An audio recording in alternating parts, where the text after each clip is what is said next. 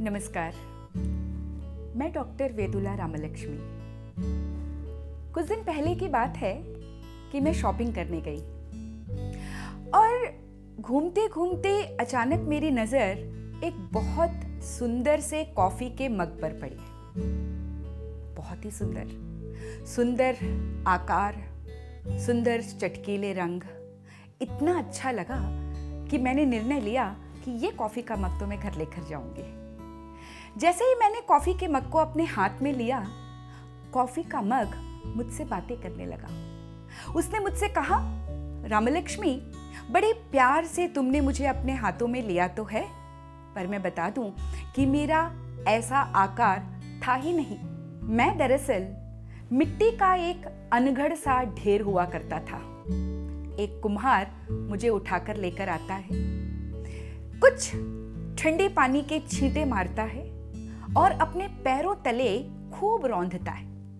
और रौंदते समय मुझे बड़ी तकलीफ होती है, बड़ा दर्द पहुंचता है।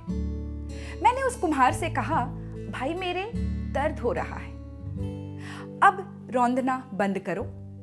आखिर तुम ऐसा कर क्यों रहे हो?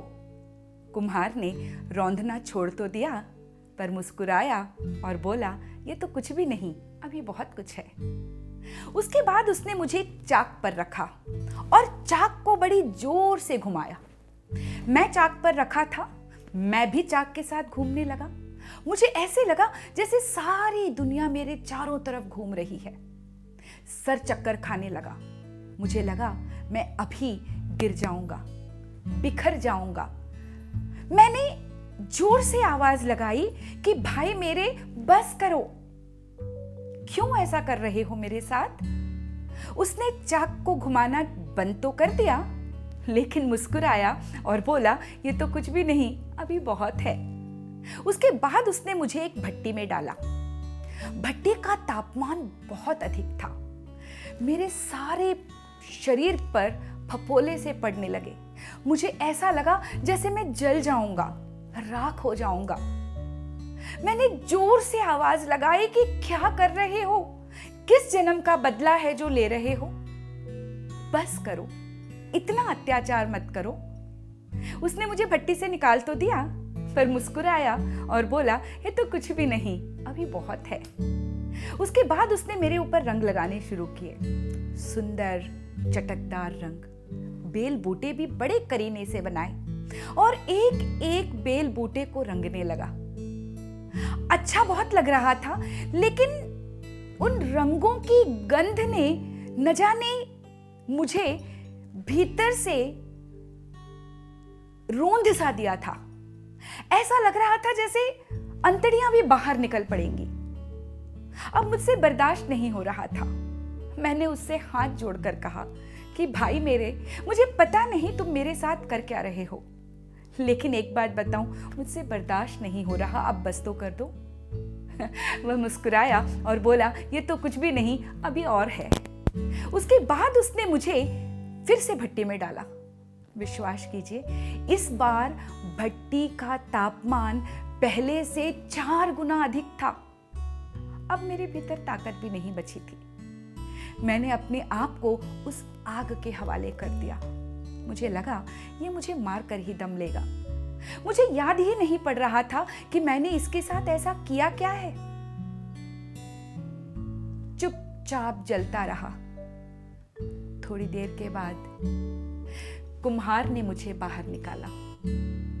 कुम्हार एक आईने के सामने खड़ा था और उसके हाथ में एक सुंदर सी कलाकृति थी। तब मुझे एहसास हुआ कि मैं जिंदा हूं।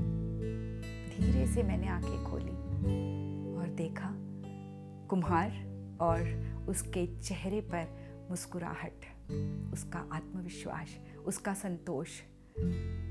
नजर पड़ी उस कलाकृति पर जो बहुत ही सुंदर। मैंने हिम्मत जुटाई और उस कुम्हार से कहा, भाई मेरे, इतना अत्याचार किया तो है, ठीक है, चलो इस सुंदर चीज से मिलवा तो दो। आखिर ये है कौन? मैंने पहले तो नहीं देखा। कुम्हार इस बार फिर हंस पड़ा और उसने कहा, क्या बात कर रहे हो? अपने आप को नहीं पहचानते? अरे ये तुम ही तो हो।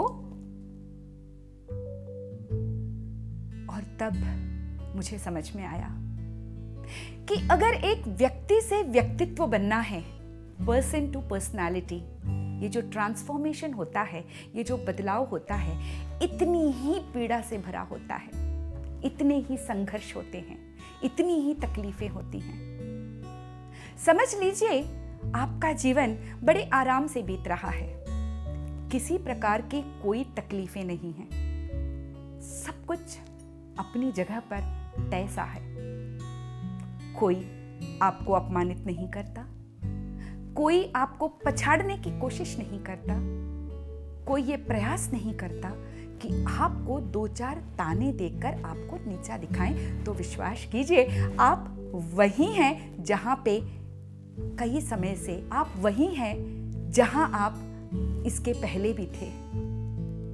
लेकिन वही अगर आपको तकलीफ हो रही है, कोई आपका अपमान करता है, कोई आपको नीचे गिराता है, कोई आपको पीछे पछाड़ कर आगे जाने की धुन में सवार रहता है और आपको तकलीफ हो रही है, शारीरिक, मानसिक, भावनात्मक, बौद्धिक, हर तरह से, तो जान लीजिएगा कि आप तरक्की कर रहे हैं, आप आगे जा रहे हैं और ये कठिनाइयां आएंगी ही राह में।